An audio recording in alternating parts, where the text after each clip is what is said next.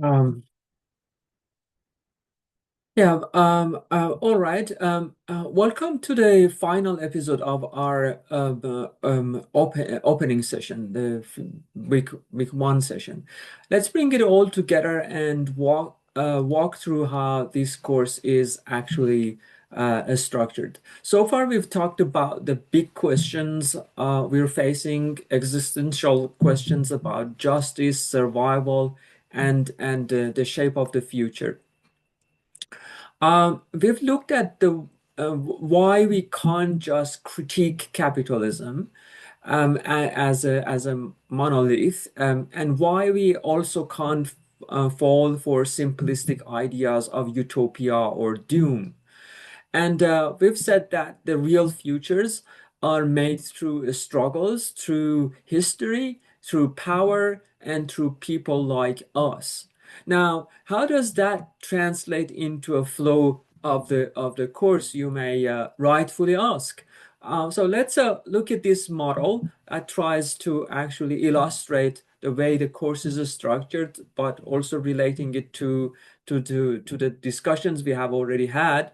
So think of it as a spine of the course, and we're going to move through it together step by step. In week 2 to 5, as you can see, the left-hand side uh, pizza or pie, we zoom in on the world we're in now. And what I call a capitalist, I would say maybe dystopia. But we're not doing it to simply bash capitalism, as we said before. Instead, we examine how capitalism has tried to claim the language of sustainability, justice, democracy for itself. And you've probably heard phrases like green capitalism, social entrepreneurship, or liberal democracy. And these are rebranding tactics, as we will see. So we ask, what do these terms actually mean in practice? Who benefits and who's excluded? For example, we'll explore how capitalist models of sustainability still rely on extractivist logic, extracting minerals, extracting, mining excessively. So how justice becomes a buzzword for reform without transformation, and how democracy is often reduced to elections without real empowerments. Each one of those slices of that pie on the left hand side. So these aren't just abstract critiques. We'll look at the concrete examples, case studies, and voices from below. Now, weeks 6 and 7 are a bit different, and these 2 weeks are actually integrated into one single block because they focus on major shared topics, and they also form the basis of your second assignment, the commentary, or the critical literature review, if you like. So during this period, we slow down a bit and go deeper. And there are two substantial readings, only two substantial readings, a little bit lengthy, but the only required readings in the entire course. And yes, they are a bit long, but absolutely worth the efforts. The first reading by Chris Rogers walks us through some of the classical alternatives to capitalism that have emerged across past centuries. The second by Wendy Harcourt, as you can go to week 6, 7 page and you can find them. The second paper by Wendy Harcourt, she's a well-known anti-capitalist feminist, brings us into the 21st century and shows us how new alternative visions are emerging from feminist, ecological, and grassroots indigenous movements. Now, what's powerful here is that both authors make it clear that alternatives are not ready-made templates, and they're not perfect blueprints. They're messy, unfinished, and always evolving because they are shaped by us. and we're not perfect, right? So that means they are also carry some of our contradictions, our blind spots, our struggles, things that we have inherited from past patriarchal and present capitalistic systems, and we're not aware of those elements that we have inherited. So, and that's okay, and it's part of the process. And these alternatives are not polished products, they are living processes. So, this idea that alternatives must be made and remade really sets the tone for the rest of the course. The right hand side of the graph, where you see the another pie with three slices. So from week 8 onward, each of you will choose a favorite alternative to explore more deeply. We'll examine them not as distant utopias, but as evolving pathways, and we'll assess their strengths and limits as tools for moving us beyond capitalism, colonialism, and broken assumptions of modernity. And finally, in week week 8 and 9, not finally, sorry, in weeks 8 and 9, we engage with what I like to call real utopias, and these are the models and visions that actually work to some extent, or at least point us towards what could work. Grounded in ecocentrism, justice, and deep democracy. And we ask, what does it mean to organize around care, regeneration, equity, and participation? What are the barriers, and what can we learn from these real world examples of hope and possibility? So you can see this course is not a straight line. It's a journey, a spiral maybe a little bit. But we start in critique, move through transformation, and end in reconstruction.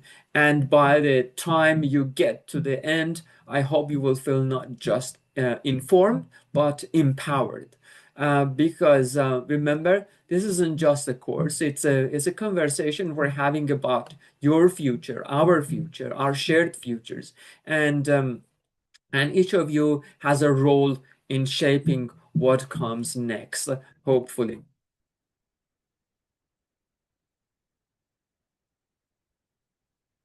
Okay, now some of you might be wondering, and it's really fair question, why don't we just jump straight into the alternatives? Why spend several weeks first, unpacking the myths of capitalism? Isn't that covered in other courses? I mean, that question actually reminds me of a quote, as you can see inside this slide, that I've seen shared a lot by activist friends in their bios, social media, even email signatures, and it's from a guy called Buckminster Fuller, if I'm pronouncing the name correctly. He must be an architect. And it goes, you never change things by fighting the existing reality. To change something, build a new model that makes the existing model obsolete. And it sounds inspiring, right? And to some extent, yeah, I agree. We do need to build new models. There's no doubt about that. That's a big part of what this course is actually about. But here is where we need to be careful. Quotes like these can sometimes give the impression that you can, sidestep the system entirely, that we can ignore capitalism, build our little cooperative gardens, or open source platforms, or off-grid eco-villages. And if we just do that well enough, the whole world will shift towards, our way of living. But in reality, capitalism doesn't just quietly let that happen. It adapts, it absorbs, and it reshapes our alternatives to fit its logic. Sometimes it crushes. And just look at how the language of green energy or social enterprise or even well-being economics has been used in ways that often reinforce rather than challenge the underlying system. So electric vehicles that still depend on exploitative mining, fair trade schemes that still operate within global inequality, diversity campaigns that leave unjust structures untouched. These are just a few examples. And this is exactly the trap Karl Marx and Engels warned about when they critiqued what they called utopian socialism more than a century ago. Early socialists had amazing visions, but many believed change could come just from, presenting better ideas or models without, confronting who holds power, how wealth is accumulated, or what kind of ideology supports the system. But Marx and Engels argued, and history has confirmed that unless we actually challenge and disrupt the material structures of exploitation and control, and then those alternatives, those lovely alternatives, either get squashed or folded back into the system in a new form. So yes, we absolutely do need new models, but if we don't first understand how capitalism disguises itself, how it neutralizes or markets change without meaningfully transforming anything fundamental, we risk building alternatives that are not truly alternative. And they might feel different, but under the surface, they still rely on extractive economics, hierarchical power or colonial patterns. And that's why the first part of this course is dedicated to peeling back those layers, so we can get better at telling the differences between a system genuinely in transition and a system that is simply wearing a new mask. So then, and only then can we move on to, I would say, seriously engage with real alternatives and start thinking together about what kinds of futures we want to build and how we get there.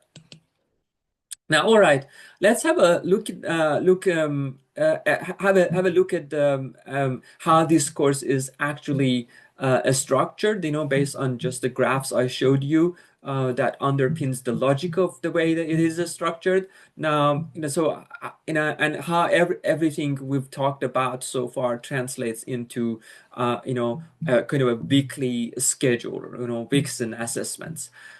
So we're now in week one, as you know very well, and this is where we open things up with some big picture thinking, and we're laying down the foundations, asking the hard questions about the future, what's gone wrong, and what role we can play in changing course. We've done that so far. It's really about getting you into the mindset of what's coming next.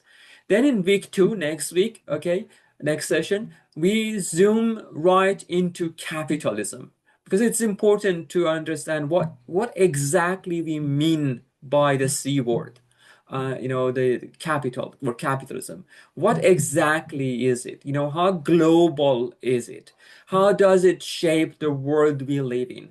And does it actually have a future? This is also where your quizzes start, and they're not there to stress you out. They are short and designed to help you stay engaged with key ideas week by week, based on just watching the YouTubes that I have shared in each week. Week two to five, and then seven, and taking note while you are watching those multimedia YouTube videos, and then just doing the quiz. That shouldn't be a really big job. So week three to five, dig deeper into the word that capitalism has created. We'll look at things like prosperity and growth, inequality and poverty, democracy and sustainability under capitalism, and if they are really genuinely mean what they pretend to mean or not. And but we don't just analyze these issues in isolation. We try to understand how capitalism, promises to solve these problems, and how in many ways it actually fuels them. And this is where we unlearn a lot of popular myths, and get clear on what the current system can't deliver, which is essential before we start looking for real alternatives. Week 6 and 7, as I said before, are paired together. These 2 weeks are structured around a single theme and a set of core readings. As I said before, one is by Chris Rogers, who takes us through historical alternatives to capitalism, and the other one is by Wendy Harcourt, as I said before, a brilliant feminist anti-capitalist scholar who introduces us to more recent alternatives from the 21st century. But what's great about these readings is that, as I said before, they're not romantic.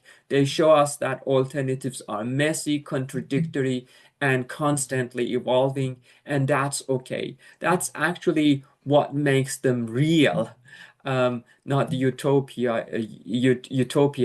So what we start to see, alternatives not as finished products, but as processes and things we make and remake through struggles, creativity, and reflection.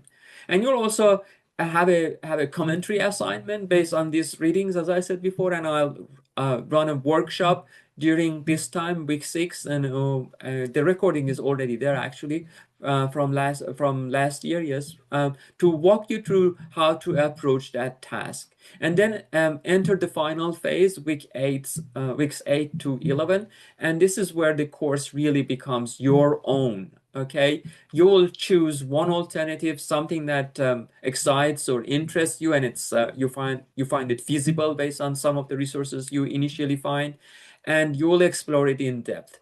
Week 8 is all about alternatives to capitalist justice and democracy. So you've got 2 options: alternatives to capitalist justice and alternatives to capitalist democracy. Week 9 turns to alternatives to capitalist sustainability, or green capitalism, the alternatives to green capitalism. And in week 10 and 11, we'll run again discussions, hopefully, to help you shape and write your final assignments, and you'll also get feedback along the way. But it all depends on how actively you pursue seeking, or actively seek feedback, and through engagement and involvement in online forums and discussions. So the structure of the course is very intentional, as you have realized. First, we understand the dominant system and its myths. Then we'll look at past and present movements trying to move beyond it. And finally, we each take one of those alternatives, study it critically, and ask, what could it offer us? What are its limits? And how it can evolve. So it's a journey, and you won't be alone at all. We'll walk it together, 1 week at a time. But again, a lot would depend on you being organized, staying committed, and seeking help whenever needed. Okay, this slide just simply shows a flow chart that visualizes what I just described as the course weekly schedule. And this one shows the way the assessments are structured. So let's take a look at how the assessment structure works and how it's designed to support your learning, not just simply test it. So we start with quizzes. These are low stress weekly check-ins to help you lock in the core ideas as we move through the early weeks. Think of them as your way of keeping up, staying sharp and building a foundation. And just be relaxed. Okay, and the goal here is learning the basics and the core terms, concepts, and critiques that will keep coming up later. Then comes the commentary assignment, as you know, in week 6, 7, and this is where we shift gears. Instead of just absorbing content, now you start to think critically and vision, I would say, transformatively. And you'll reflect on the two required readings, Rogers and Harcourt, as I said before, and develop your own take. It's a chance to explore what alternatives to capitalism can really mean and how they emerge through history and struggle. And there is a template and a commentary question in the assessment description that help you structure your writing.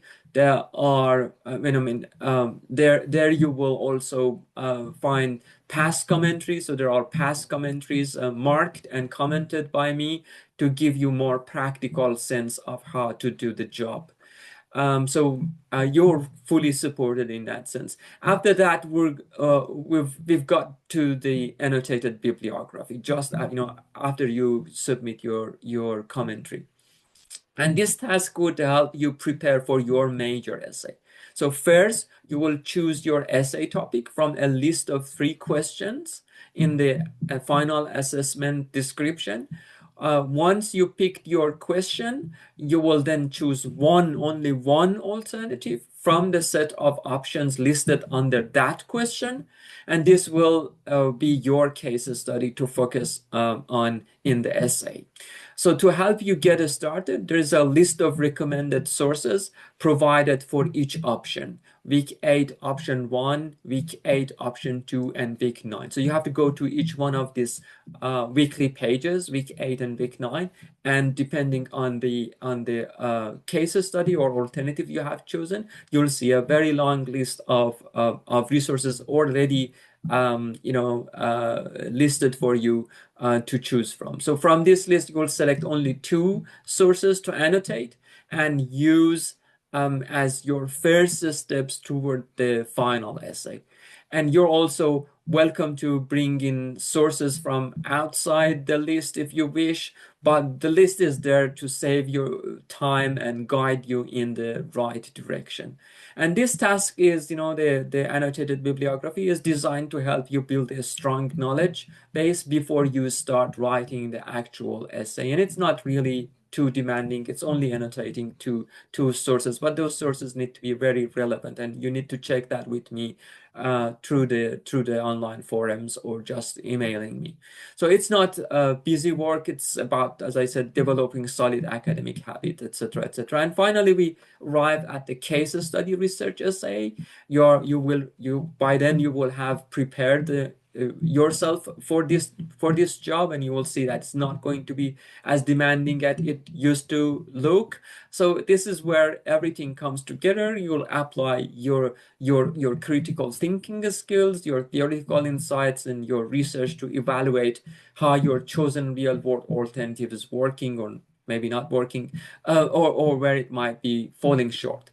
So by the way, you can absolutely use the 2 annotated sources from your bibliography in your essay. Remember, you can use the 2 annotated sources from your bibliography in your essay. So you can see that, the burden would be a little bit even lessen. So they are meant to fit directly into it. And there are also some exemplary essays from previous years that were strong enough to be published on the Common Alternatives website that I run. And there is a link to those essays on Canvas, and they are great to read if you want to get a sense of what makes a strong piece of work. But don't feel demoralized if your first draft doesn't look like that. Those essays were polished and improved through peer feedback after getting HDs. So think of them more as inspiration, sources of inspiration, than a benchmark you need to hit on your first go. So in your essay, you will assess your alternatives' strengths, weaknesses, and contradictions, and its capacity to help us to move beyond capitalism, colonialism, and modernist logics. But this isn't just another essay. It's you stepping into the role of a scholar activist, or a scholactivist, as I say, or some people say, offering a thoughtful, evidence-based evaluations of pathways forward. So you can see how each step builds on the last, and you're not being thrown into deep end. The structure is actually designed to scaffold your learning, from basic understanding to critical engagement to real world applications. And we're here to support you through every step of that process. Never hesitate to seek help, and never keep any question or any concern to yourself. Just it takes a few minutes, dropping a line and sending an email to me, or posting your question online. The rest of the slides are just the images, or screenshots from the Canvas site. For instance, here you see that in each week we've got, from week 2 until week 5, we've got multimedia, YouTube video clips that they are required. You're expected to watch them, take notes, and then do the quiz. Three questions for each week. Yes, yeah, if you go to the home page, you will see that I have made it easier for you to quickly get into all key aspects of the Canvas. Everything is there, so you don't need to go to the left-hand side panel and scroll down all the modules and etc. etc. You see everything is here, just by waiting for one click to get there. And these are the questions that you will see each week to stimulate conversation. After watching the YouTube, have a look at this list, each week, and pick up one or two, answer those questions, and post your answer on a Padlet, or the online forum available in that week. And yes, yeah, again, that's another image of those questions that you can find it in each week below the multimedia YouTube clips. And yes, this is for week 6, 7. These are the two required readings that we're talking about, one by Rogers and the other one by Harkert. You can download them into your computer and start reading them anytime. You don't need to wait until then. If they start making sense to you, then why not, start reading them as soon as you want. And I know some people that, start early, writing or drafting their commentary, and sometimes they send a copy of that to me for just general comments, or feedback. Okay, and yes, this is where you can find the assessment overview. And again, the links give you quick access to each one of the assessment descriptions. These are the 5 small weekly online or quizzes. There is no in class, unfortunately. This is the critical review of the reading materials, the commentary, where you can find everything you need, all the resources, the past examples marked, the template, the commentary question that you need to answer, and the recordings of the workshops I used to run about how to do the assignment, the commentary. It's already available. You're welcome to watch it and start working on your assignment as soon as you wish. And this is the annotated bibliography, the description. Again, a kind of a template is provided for you, so you will know how to structure, how many words you want to put into each section of it, to annotations, and an introduction and conclusion, etc., etc. And yes, this is finally the case study essay. And over there again, you will find the research questions. The first one is related to week 8, option 1, alternatives to capitalist justice. And you see the kind of a list of the alternatives under this question or under this title. And you just pick one of them. For instance, universal basic income, if you're interested, or a post-colonial Marxism or solidarity economy, whatever suits you. But possibly you need to take a look at some of the resources, references in week 8, and see if they make sense, to what extent they make sense. You might be interested in something, but you may not find it feasible. So you may go for something that is more feasible. That, feasible meaning that the resources make more sense to you. But don't rush. I don't want to scare you now, or ask you to rush. We all get there.